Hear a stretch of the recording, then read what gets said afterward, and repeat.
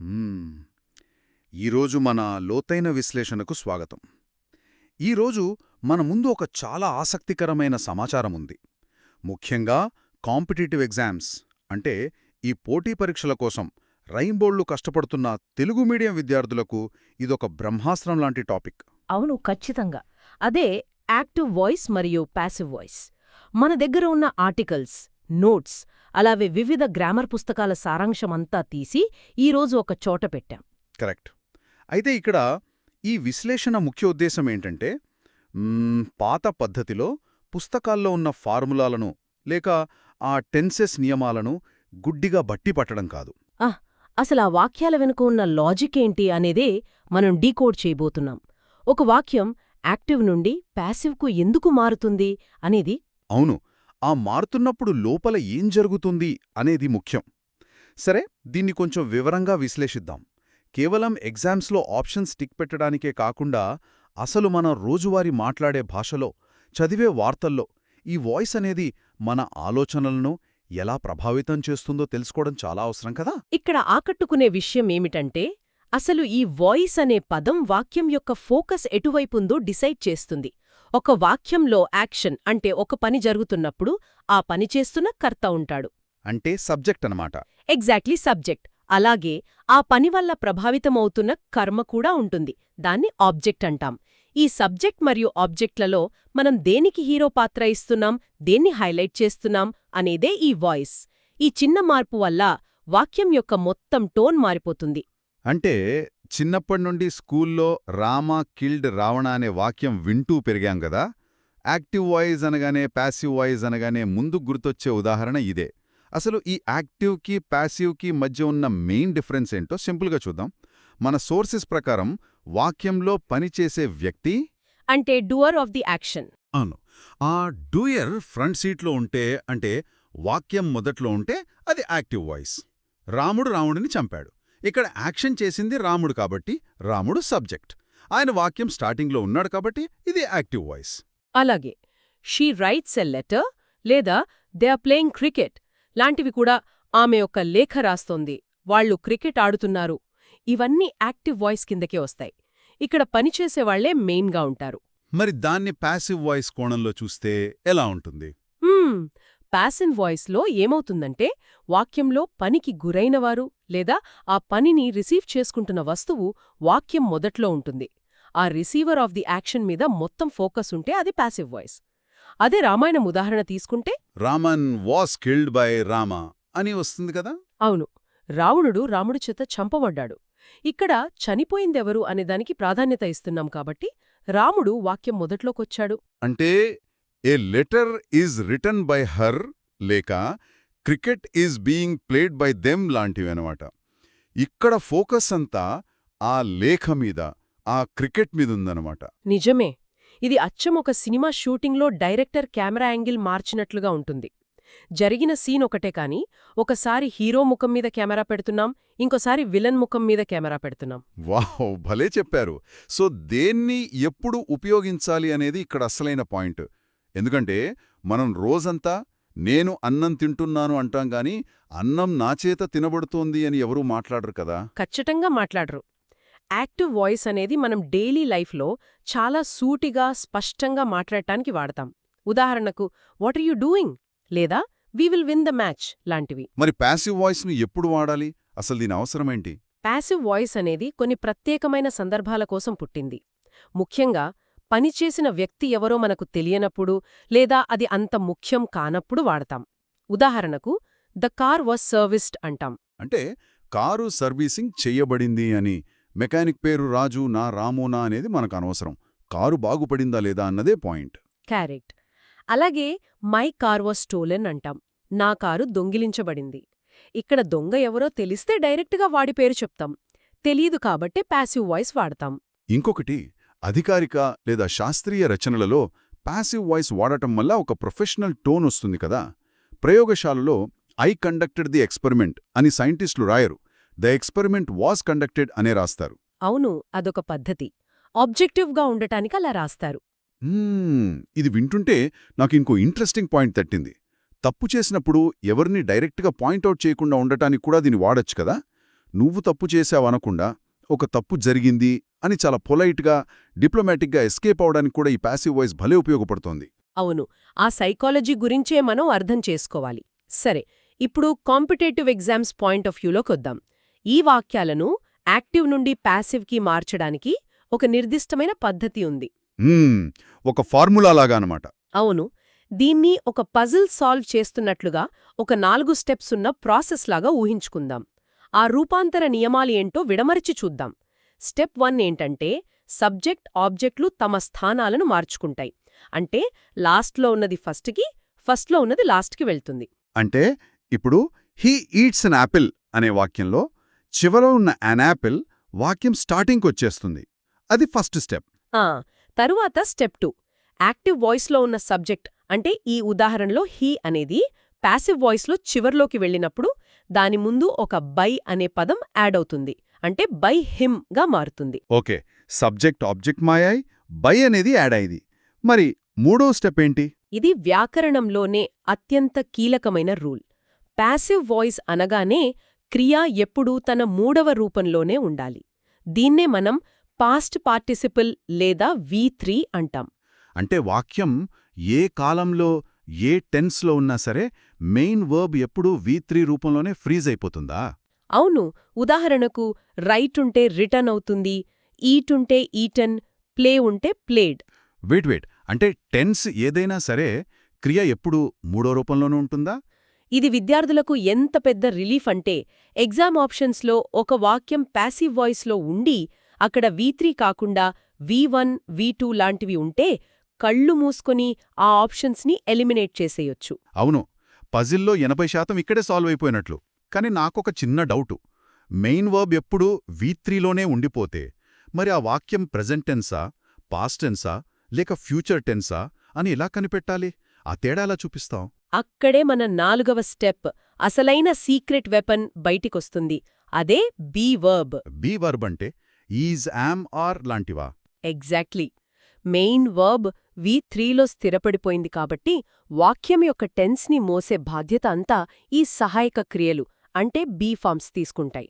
వాక్యం ఉన్న టెన్స్ని బట్టి is, am, are, was, were, been, being లాంటి సహాయక క్రియలను ఆ V3కి ముందు కరెక్ట్గా ప్లేస్ చేయాలి.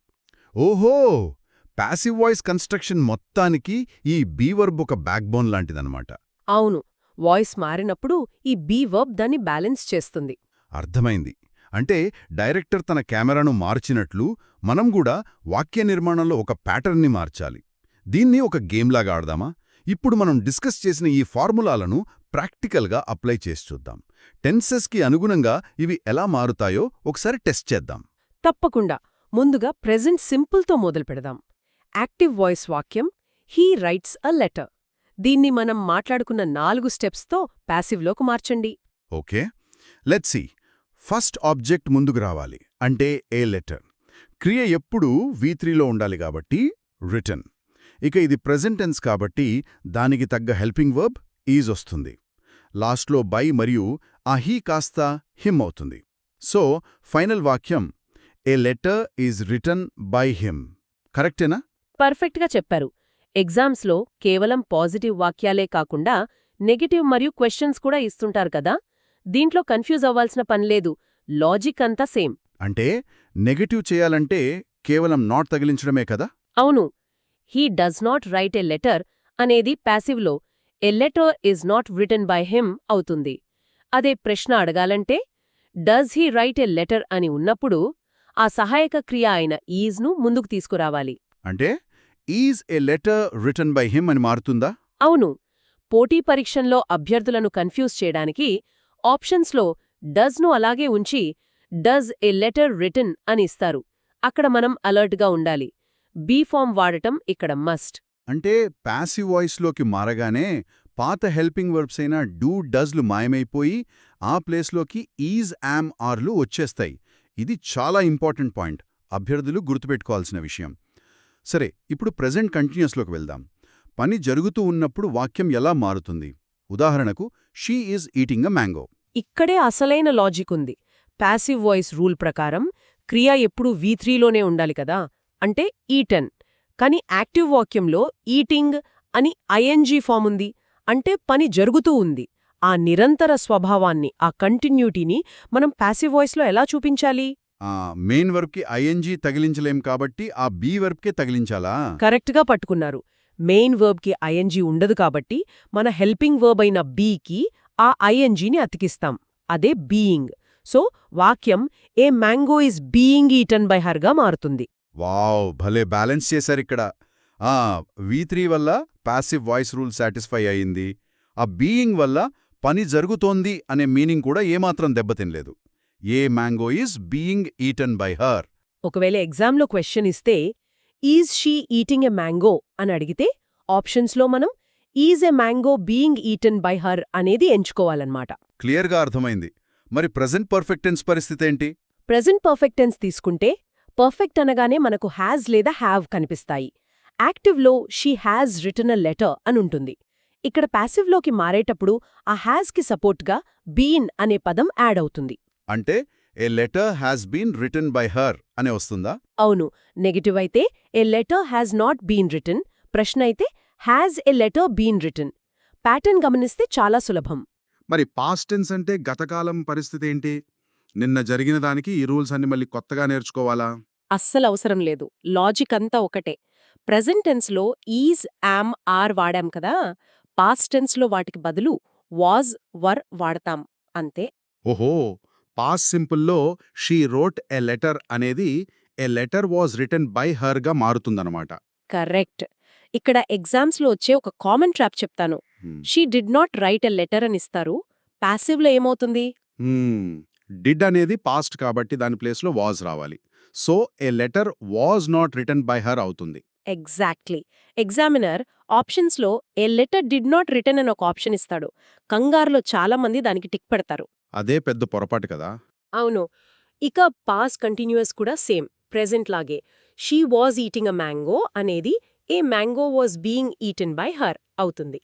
ఆ బీయింగ్ అనేది కంటిన్యూయస్ టెన్సెస్కి ప్రాణం లాంటిది. మరి పాస్ట్ పర్ఫెక్ట్ సంగతి ఏంటి? పాస్ట్ పర్ఫెక్ట్లో హ్యాడ్ వాడతాం కాబట్టి దానికి పక్కన బీన్ చేరుతుంది.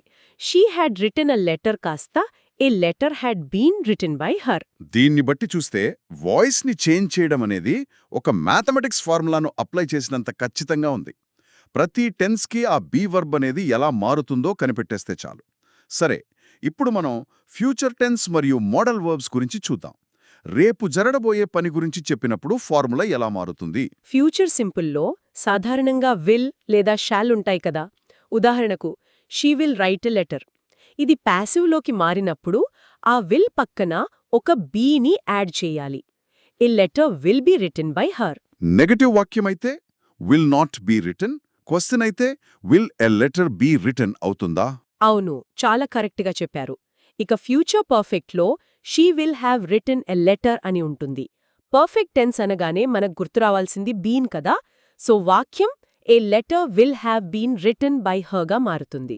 ఇంగ్లీష్లో మనం can, could, may, might, should, must లాంటి మోడల్ వర్బ్స్ కూడా వాడతాం కదా. ఆ వాక్యాలు ఎలా మారతాయి? వాటికి కూడా ఇదే రూల్స్ అప్లై అవుతాయా? అవి చాలా సింపుల్. ఫ్యూచర్ సింపుల్లో విల్ పక్కన బీ ఎలా పెట్టామో ఇక్కడ కూడా ఏ మోడల్ వర్బ్ ఉంటే దాని పక్కన బీ పెట్టి క్రియను V3గా మారిస్తే సరిపోతుంది. ఉదాహరణకు he can solve the problem అనేది the problem can be solved by హిమ్గా మారుతుంది. అలాగే you must close the doors అనేది the doors must be closed అవుతుంది. ఇది చాలా స్ట్రెయిట్ ఫార్వర్డ్గా ఉంది. కానీ కాంపిటేటివ్ ఎగ్జామ్స్లో ఇంకో పెద్ద ప్రాబ్లం ఏంటంటే అసలు పాసివ్ వాయిస్ ఫార్మేషన్ లేని వాక్యాలు కూడా ఇస్తారు కదా. అక్కడ ఆప్షన్స్లో నో పాసివ్ వాయిస్ అని కూడా ఉంటుంది. ఇదొక పెద్ద ట్రాప్. అసలు ఎన్ని టెన్సెస్కి పాసివ్ వాయిస్ ఉండదు? మొత్తం 12 ఇంగ్లీష్ టెన్సెస్లో ఖచ్చితంగా 4 టెన్సెస్కి పాసివ్ వాయిస్ ఉండదు. అవి ముఖ్యంగా నోట్ చేసుకోవాలి. మొదటిది ప్రెజెంట్ పర్ఫెక్ట్ కంటిన్యూయస్. ఉదాహరణకు it has been raining since morning. Okay. రెండవది పాస్ట్ పర్ఫెక్ట్ కంటిన్యూయస్. ఉదాహరణ he had been wearing saffron clothes for 5 years. మూడవది future perfect continuous. Jyoti will have been celebrating her birthday. మరి నాలుగవదేంటి? నాలుగవది future continuous. ఉదాహరణకు they will be finishing the work soon. ఈ 4 టెన్సెస్కి passive form ఉండదు. కానీ ఎందుకు ఈ నాలుగింటికి పాసివ్ వాయిస్ ఎందుకు ఉండకూడదు? గ్రామర్ రాసిన వాళ్ళు కావాలనే విద్యార్థులను కన్ఫ్యూజ్ చేయడానికి ఎక్సెప్షన్స్ పెట్టారా? అలా ఏం లేదు. దీని వెనుక చాలా ప్రాక్టికల్ లాజిక్ ఉంది. ఆ 4 టెన్సెస్ వాక్య నిర్మాణాలను గమనించండి. వాటిలో ఇప్పటికే బీన్ లేదా బీ లాంటి సహాయక క్రియలున్నాయి. ఇప్పుడు వాటిని ప్యాసివ్లోకి మార్చాలంటే మన రూల్స్ ప్రకారం మళ్ళీ ఇంకో బీయింగ్ లేదా బీని యాడ్ చేయాలి. అంటే ఇప్పుడు ఇట్ హ్యాస్ బీన్ రైనింగ్ని మార్చాలని ప్రయత్నిస్తే హ్యాస్ బీన్ బీయింగ్ రెయిన్డ్ అని వస్తుందా? అవును. వినడానికే చాలా వింతగా ఉంది కదా. ఒకే వాక్యంలో బీన్ బీయింగ్ పక్కపక్కన వస్తే అది పలకడానికి, వినడానికి చాలా ఇబ్బందికరంగా, అసహజంగా మారుతుంది. భాష యొక్క ముఖ్య ఉద్దేశం భావ వ్యక్తీకరణ సులభంగా ఉండటం, ఇలాంటి జిమ్నాస్టిక్స్ చేయడం కాదు. అందుకే వ్యాకరణ నిపుణులు వీటికి ప్యాసివ్ రూపం లేదని నిర్ణయించారు. అబ్బా, that's a brilliant explanation. Exam రాసే విద్యార్థులకు ఇదొక పెద్ద హిట్ లాంటిది. క్వశ్చన్ పేపర్లో హ్యాస్ బీన్ ప్లస్ ఐఎన్జీ లేదా విల్ బీ ప్లస్ ఐఎన్జీ లాంటి ప్యాటర్న్స్ కనిపిస్తే టైం వేస్ట్ చేసుకోకుండా డైరెక్ట్గా ఆప్షన్స్లో నో ప్యాసివ్ ఫామ్ లేదా నన్ ఆఫ్ ది అబోవ్ వెతుక్కోవడమే. టైం సేవ్ అవుతుంది, మార్కు కూడా వస్తుంది. ఖచ్చితంగా. అయితే ఎగ్జామ్స్లో ఇంకేమైనా కామన్ ట్రాప్స్ ఉంటాయా అని మీరడిగితే ఒక ముఖ్యమైన పాయింట్ ఉంది.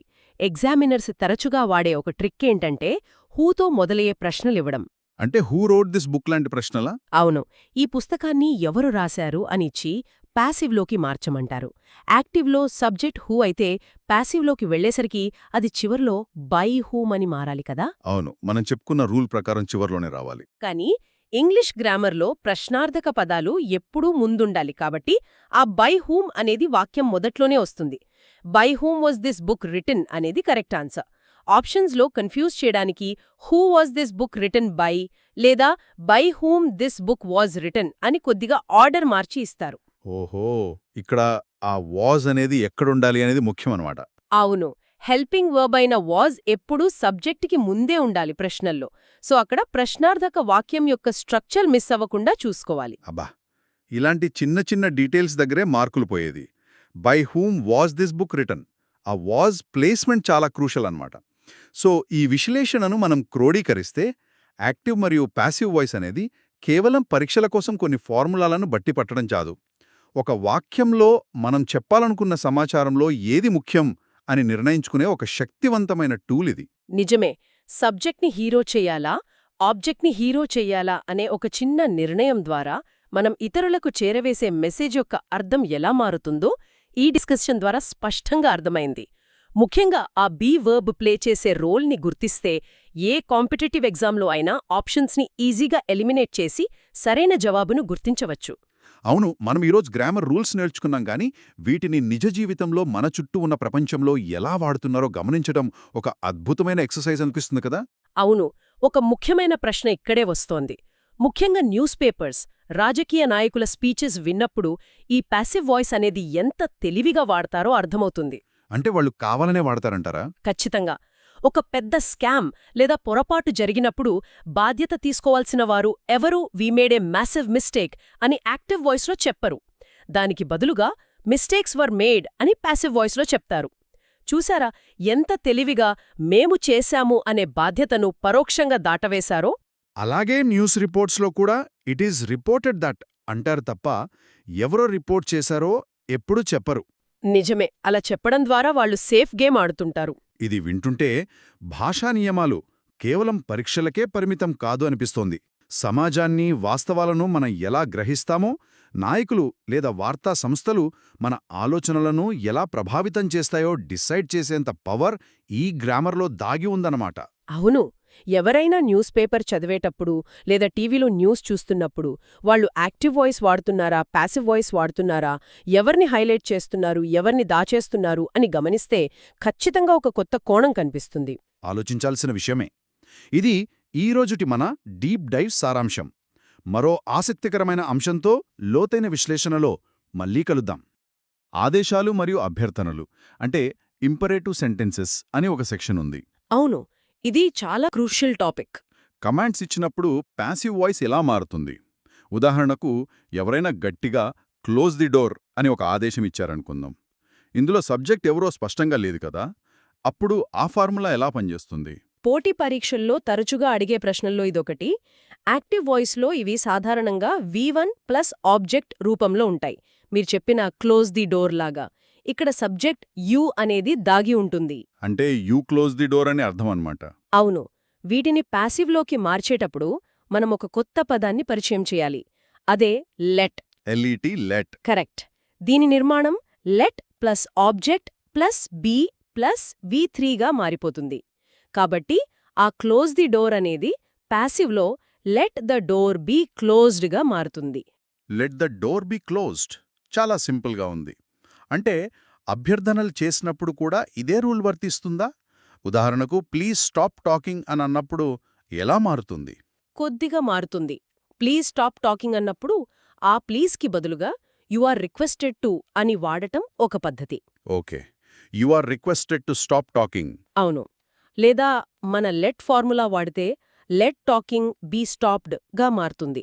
సందర్భాన్ని బట్టి ఎగ్జామినర్ ఆప్షన్స్లో ఏదిస్తే దాన్ని బట్టి సమాధానం ఎంచుకోవాలి. ఈ లెట్ మరియు బీల కలయిక వాక్యం యొక్క అర్థాన్ని మార్చుకుండానే దాని స్వరూపాన్ని చాలా స్పష్టంగా మారుస్తుంది. సరే, ఇది కమాండ్స్ మరియు రిక్వెస్ట్స్ గురించి. మరి ప్రశ్నార్థక వాక్యాల పరిస్థితి ఏమిటి? ఇంట్రాగేటివ్ సెంటెన్సెస్ అంటాం కదా. Who, what, when, where, why, how వంటి ప్రశ్నపదాలు వచ్చినప్పుడు ఫార్ములా కొంచెం పెద్దదిగా కనిపిస్తోంది ఈ చార్ట్లో. చూడ్డానికి పెద్దవిగా అనిపిస్తుంది కానీ ప్రశ్నార్థక వాక్యాల వెనుక ఉన్న లాజిక్ చాలా సింపుల్. ప్రశ్న అడిగే విధానం మారకూడదు, కానీ ప్రాధాన్యత మాత్రం ఆబ్జెక్ట్కు షిఫ్ట్ అవ్వాలి. అంటే క్వశ్చన్ వర్డ్ అక్కడే ఉంటుందా? అవును. యాక్టివ్ వాయిస్లో question word plus auxiliary verb plus subject plus V1 plus object అనే పద్ధతిలో ఉంటే, ప్యాసివ్లో అది question word plus auxiliary plus object plus be plus V3 plus by సబ్జెక్ట్గా మారుతుంది. ఇది వినడానికి కొంచెం టెక్నికల్గా అనిపిస్తోంది. ఒక ఉదాహరణ తీసుకుని చూద్దాం. మన నోట్స్లో కాన్ హీ సాల్వ్ ద ప్రాబ్లం అనే ఒక ప్రశ్న ఉంది. దీన్ని ఎలా మారుస్తారు? ఇక్కడ ఆ వాక్యాన్ని విడదీసి చూద్దాం. Subject he, object the problem మరియు మోడల్ వర్బ్ కాన్. ఓకే. దీని ఫార్ములా ప్రకారం మార్చినప్పుడు can the problem be solved by him అని మారుతుంది. ఇక్కడ కాన్ ఎలాగే ఉంది, కానీ హీ స్థానంలోకి ద ప్రాబ్లం వచ్చింది. చివరన బై హిమ్ అని చేరింది. ఇక్కడే అసలైన ఆసక్తికరమైన విషయం దాగి ఉంది. ఈ నోట్స్లో జెరండ్ అని పదే పదే కనిపిస్తోంది. అసలు ఈ జెరండ్ అంటే ఏంటి? ఇది ప్యాసివ్ వాయిస్ని ఎలా మారుస్తుందో నాకు కొంచెం కన్ఫ్యూజింగ్గా ఉంది. ఇది చాలామంది అభ్యర్థులను కన్ఫ్యూజ్ చేసే పదం. జెరండ్ అంటే చాలా సింపుల్గా చెప్పాలంటే ఇది ఒక వర్బ్కి ఐఎన్జీ చేర్చిన రూపం.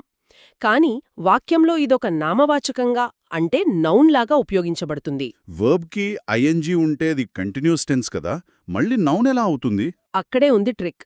దీనికి సంబంధించి మన మూలాలలో ఒక అద్భుతమైన ఉదాహరణ ఉంది. I like reading books. ఇక్కడ రీడింగ్ అనేది జెరండ్. అది ప్రస్తుతం జరుగుతున్న ఒక పని కాదు, అదొక అలవాటు లేదా ఇష్టం గురించి చెబుతున్న నామవాచకం లాంటిది. ఓహో, నాకు పుస్తకాలు చదవడం ఇష్టం అన్నమాట. అంటే దీన్ని ప్యాసివ్లోకి ఎలా మారుస్తాం? దీన్ని మార్చేటప్పుడు I like books being read by మీగా మారుతుంది. ఇక్కడ గమనించాల్సిన విషయమేమిటంటే ఈ మార్పిడిలో బీయింగ్ పాత్ర ఎంత కీలకమో అర్థం చేసుకోవాలి. అంటే మళ్ళీ ఇక్కడ బీయింగ్ వచ్చిందన్నమాట. అవును. ఆబ్జెక్ట్ పక్కన బీయింగ్ ఉంచి ఆపై V3 అంటే రెడ్ని చేర్చడమే ఇక్కడ రహస్యం. జెరెండ్ వచ్చినప్పుడు బీయింగ్ ప్లస్ V3 వాడాలి అన్నది బ్లైండ్ రూల్. ఈ జెరెండ్తో పాటే పార్టిసిపుల్ అనే ఇంకో పదం కూడా ఈ చార్ట్స్లో కనిపిస్తోంది. దీని కథ ఏమిటి? ఇక్కడ అత్యంత ఆశ్చర్యకరమైన విషయమేమిటంటే పార్టిసిపుల్స్ కూడా వాయిస్ మార్పిడిలో అద్భుతమైన పాత్ర పోషిస్తాయి. ప్రెజెంట్ పార్టిసిపుల్ అనేది కూడా ఆ ఐఎన్జీ రూపంలోనే ఉంటుంది, కానీ దీన్ని నిరంతర చర్యను సూచించడానికి వాడతారు. నిరంతర చర్య అంటే కంటిన్యూస్ యాక్షన్ కదా. ఒక ఉదాహరణ చెప్తారా? ఖచ్చితంగా. The girl reading a book is my sister. ఇక్కడ రీడింగ్ అనేది ప్రెజెంట్ పార్టిసిపల్, కానీ పాస్ట్ పార్టిసిపల్ అంటే V3 ఫామ్ పాసివ్ వాయిస్లో ప్రధాన వర్బ్గా ఎలా పనిచేస్తుందో చూస్తే ఆశ్చర్యం వేస్తుంది. ఒక చక్కటి ఉదాహరణ చూద్దాం. The tree being cut will fall. The tree being cut will fall అంటే ఇక్కడ ఆ చెట్టు దానంతటే అంది పడటం లేదు, అది నరకబడుతోంది. అందుకే బీయింగ్ కట్ అని ప్యాసివ్ రూపంలో వాడబడింది కదా. ఎగ్జాక్ట్లీ, సరిగ్గా చెప్పారు. వాక్యాన్ని ఎంత లోతుగా అర్థం చేసుకుంటే తప్పులు చేసే అవకాశం అంత తగ్గుతోందనిపిస్తోంది నాకు. అవును. గ్రామర్లో ప్రతి పదం ఒక నిర్దిష్టమైన పని చేస్తోంది. అది పసిగట్టడమే అసలైన నైపుణ్యం. ఈ లోతుల్లోకి వెళ్లే కొద్దీ ఇంకొన్ని ఆసక్తికరమైన ప్యాటర్న్స్ మనకు కనిపిస్తున్నాయి. అవే ఇన్ఫినిటివ్స్ మరియు ప్రత్యేక వ్యక్తీకరణలు, స్పెషల్ ఎక్స్ప్రెషన్స్ అంటాం కదా. యాక్టివ్ వాయిస్లో టు పక్కన వర్బ్ మొదటి రూపం అంటే V1 ఉంటే ప్యాసివ్లో అది ఎలా మారుతోంది? ఉదాహరణకు he wants to right a letter అనుంది. ఇక్కడ టు రైట్ అనేది ఇన్ఫినిటివ్ కదా. అవును, అది ఇన్ఫినిటివ్. ఆ 2+V1 రూపం పాసివ్లోకి వెళ్లేసరికి 2B+V3గా మారుతుంది. టు బి రిటర్న్ అవుతుందన్నమాట. కరెక్ట్. కాబట్టి he wants to write a letter అనే వాక్యం పాసివ్లో he wants a letter to be రిటర్న్గా మారుతుంది. వండర్ఫుల్. చాలా లాజికల్గా ఉంది. అలాగే పర్ఫెక్ట్ ఇన్ఫినిటివ్ వస్తే, అంటే టు హ్యావ్ ప్లస్ V3 ఉంటే దాన్ని టు హ్యావ్ బీన్ ప్లస్ V3గా మార్చాలి. She is set to have finished the work అనేది ఇక్కడ సరైన ఉదాహరణ. She set to have finished. Okay. అంతేకాకుండా పాసివ్ ఆబ్లిగేషన్ అంటే ఒక బాధ్యతను చెప్పేటప్పుడు the problem is to be solved అనే నిర్మాణాలు వాడతారు. ఈ నోట్స్లో కొన్ని ఎక్స్ప్రెషన్స్ చూస్తుంటే మనం రోజూ న్యూస్ పేపర్లో చదివే వాక్యాలు గుర్తొస్తున్నాయి నాకు. ఈ సెట్ టు, సపోజు టు లాంటివి. వీటిని స్పెషల్ ఎక్స్ప్రెషన్స్ ఎందుకంటున్నారు? ఎందుకంటే ఇవి వార్తాపత్రికలలో, అకాడమిక్ రైటింగ్లో విపరీతంగా వాడతారు. నేరుగా ఒకరిని పాయింట్అవుట్ చేయకుండా ఒక విషయాన్ని చెప్పడానికి ఇవి బెస్ట్ టూల్స్. ఉదాహరణకు people say he is a doctor అనే యాక్టివ్ వాక్యాన్ని పాసివ్లో రాయాలి అంటే he is set to be a doctor అని రాస్తాం. అంటే ప్రజలు అనే పదాన్ని పూర్తిగా తీసేశారా? అవును, ఇక్కడ పీపుల్ అనే పదాన్ని తీసేసి విషయాన్ని మాత్రం హైలైట్ చేశాం. అలాగే he is suppose to do the work ఇవి నేరుగా చెప్పకుండా కొంచెం మర్యాదగా లేదా బాధ్యతను పరోక్షంగా చెప్పటానికి వాడే ప్రయోగాలు. అంటే దీని అర్థమేంటి? ఇంగ్లీష్ గ్రామర్లో ఒక ఫార్ములా దొరికింది కదా అని దొరికిన ప్రతి వాక్యాన్ని యాక్టివ్ నుంచి ప్యాసివ్కి మార్చేయొచ్చా? అస్సలు కుదరదు. ఇక్కడే మనం ఎక్సెప్షన్స్ లేదా నియమాలు వర్తించని మినహాయింపుల గురించి మాట్లాడుకోవాలి. అన్ని వాక్యాలను పాసివ్లోకి మార్చలేము అని స్పష్టంగా తెలుసుకోవాలి మనం. అవునా? ఎలాంటి వాక్యాలను మార్చలేము? మొదటిది ఇంట్రాన్సిటివ్ వర్బ్స్. వీటికి ఆబ్జెక్ట్ ఉండదు. ఉదాహరణకు హీ స్లీప్స్ లేదా హీ అరైవ్డ్. ఓకే.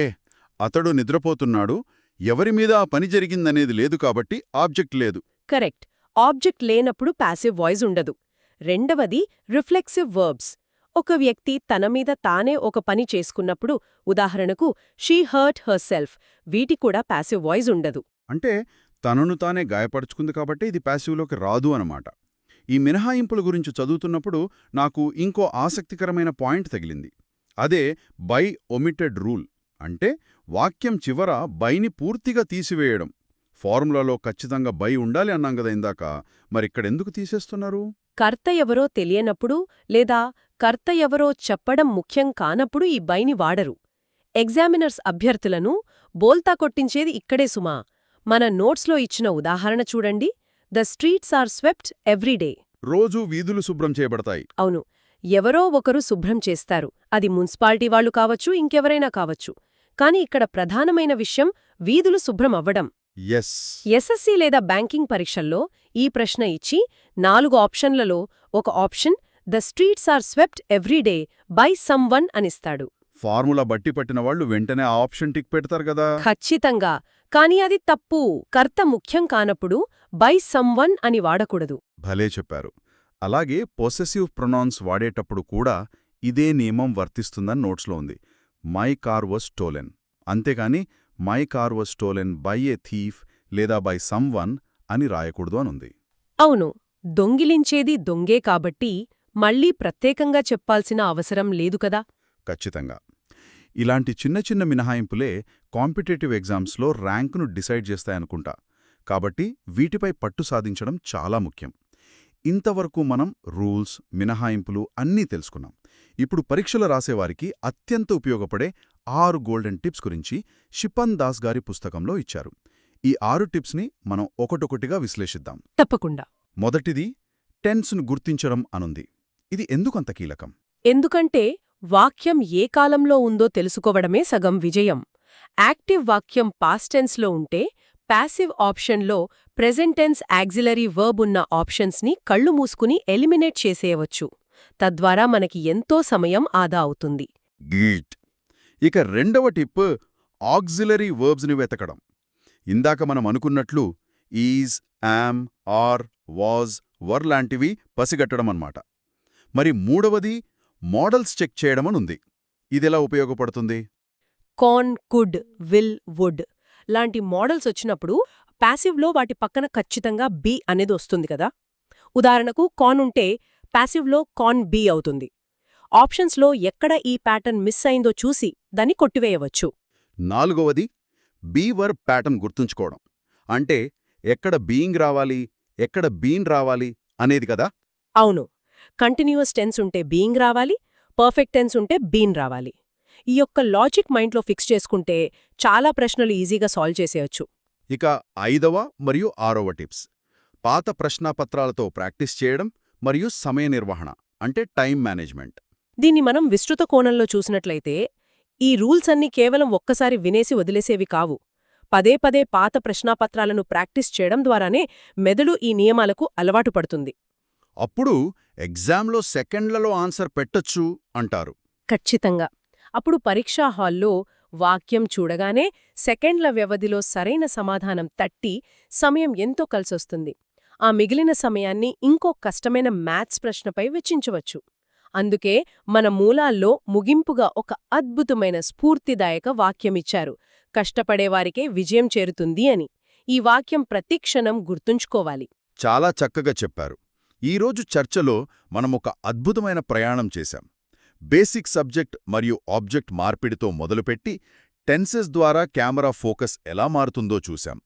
ఆదేశాలు మరియు ప్రశ్నార్థక వాక్యాల నిర్మాణాలు ఎలా మారుతాయో విశ్లేషించాం. అవును, ఆ తర్వాత జెరెండ్స్, పార్టిసిపుల్స్ కూడా చూశాం. కరెక్ట్. కొంచెం కన్ఫ్యూజ్ చేసే ఆ జెరెండ్స్, పార్టిసిపల్స్, ఇన్ఫినిటివ్స్ గురించి లోతుగా తెలుసుకున్నాం. చివరగా అసలు ఈ రూల్స్ ఏమాత్రం వర్తించని ఆ మినహాయింపులు, ఎగ్జామినర్ వేసే ట్రాప్స్ గురించి కూడా పూర్తిగా కవర్ చేశాం. ఒక ముఖ్యమైన విషయం మనం ఎప్పుడూ గుర్తుంచుకోవాలి: ఈ జ్ఞానం కేవలం పరీక్షల్లో 4 ఆప్షన్లలో ఒక సరైన ఆప్షన్ను ఎంచుకుని మార్కులు తెచ్చుకోవడానికే పరిమితం కాదు. ఇంగ్లీష్ భాషను మరింత లోతుగా అర్థం చేసుకోవడానికి, ముఖ్యంగా వ్యాసాలు రాసేటప్పుడు కానీ, ప్రొఫెషనల్ ఈమెయిల్స్ పంపేటప్పుడు కానీ, భావాలను తప్పులు లేకుండా రాయడానికి ఈ వాయిస్ నియమాలు పునాదిలాంటివి. 100కి 100 నిజం. ఈ లోతైన విశ్లేషణను ముగించే ముందు ఒక ఆసక్తికరమైన విషయం గురించి ఆలోచిద్దాం. ఇందాక మనం బై తీసివేసే రూల్ గురించి మాట్లాడుకున్నాం గదా. అవును, ముఖ్యం కానప్పుడు బై తీసేస్తాం అన్నాం.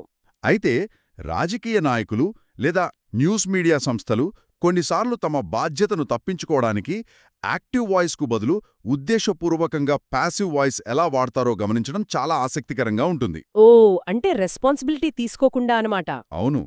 ఉదాహరణకు, ఎవరైనా ఒక పెద్ద తప్పు చేసినప్పుడు మేము తప్పు చేశాము అని నేరుగా చెప్పడానికి బదులుగా మిస్టేక్స్ వర్ మేడ్ అని చెబుతారు. మిస్టేక్స్ వర్ మేడ్ అంటే తప్పులు జరిగాయి కానీ ఎవరు చేశారో చెప్పరు. కరెక్ట్. అక్కడ తప్పులు జరిగాయి అని ఒప్పుకుంటారు కానీ ఆ తప్పులు ఎవరు చేశారో మాత్రం అస్సలు చెప్పరు. బాధ్యత తీసుకునే వ్యక్తిని ఆ వాక్యం నుండి అత్యంత తెలివిగా మాయం చేస్తారన్నమాట. భాష అనేది కేవలం ఒక నియమం మాత్రమే కాదు, సమాచారాన్ని నియంత్రించే ఒక పదునైన ఆయుధం. ఈసారి వార్తలు చదివేటప్పుడు ఈ కోణంలో గమనిస్తే అసలు నిజాలు చాలా స్పష్టంగా అర్థమవుతాయి.